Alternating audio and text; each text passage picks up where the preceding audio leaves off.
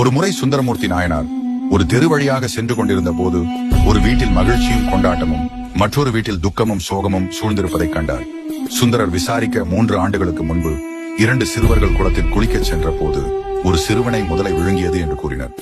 அன்று உயிர் பிழைத்த சிறுவனின் உபநயன சடங்கு நடப்பதால் மகிழ்ச்சியும், அதே நேரத்தில் எதிர் வீட்டில் தங்கள் மகனை இழந்ததால் சோகத்தில் மூழ்கியிருந்தனர்.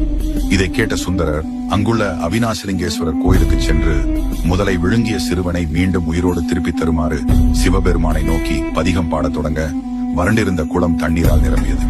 அதிலிருந்து முதலை ஒன்று வெளிவந்து 7 வயது வளர்ச்சி பெற்ற சிறுவனை வெளியே விட்டது. இன்றளவும் பங்குனி உத்திர திருவிழாவின் போது முதலை வாய்ப்பிள்ளை என்ற உற்சவம் சிறப்பாக கொண்டாடப்படுகிறது.